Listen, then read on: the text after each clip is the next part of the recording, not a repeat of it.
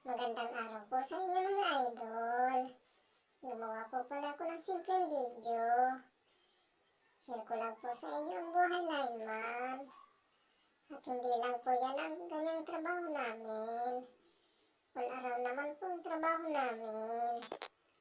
Pag wala naman po kami may instalan, naghahanap po kami ng may ekstrahan.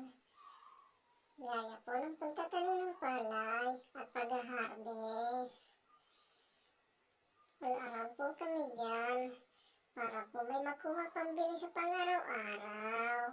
At salamat naman po sa Diyos. Nakakaraos din naman po sa pang-araw-araw. Kaya balik na po tayo sa ginagawa namin mga idol. Malapit na po pala matapos ang kasama ko dyan. Tawag lang, nagulot na lang po siya ng fiber.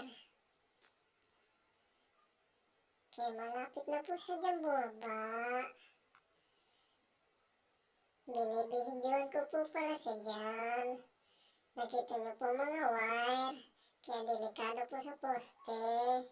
Kaya pag umaakyat po kami sa poste, sobrang pag-iingat. At alam niyo naman po, baka tayo makuryente. Kaya sa bawat pagbaba namin sa poste, grabe ang pasasalamat namin. Kasi wala sa amin nagsaktan. Ayun po pala siya mga idol, pababa ng kasama ko. Kaya tinulungan ko na po siya, baka matumbang hagdan.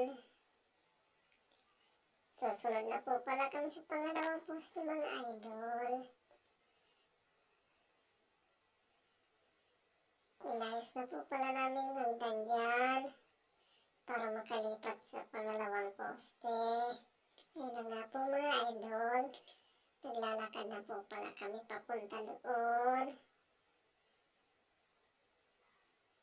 Yun po pala yung kasama ko idol, tatlo po pala kami dyan.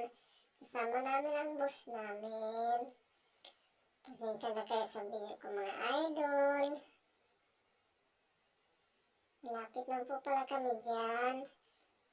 Alam nga po pala mga idol, kasama namin ang boss namin dyan. Nakaramdam na po kami ng gutom dyan. Kaya nagmerienda na muna kami. Ito nga po pala mga idol yung tinatawag sa amin bola-bola. Na parang tinapay. Wala po pala yung boss namin. Bumibili ng soft drinks para pang tulak. Ito nga po pala yung last na akyatan namin. Kaya merienda lang din po kayo. Hanggang sa muli at sa susunod na video mga idol. Paalam!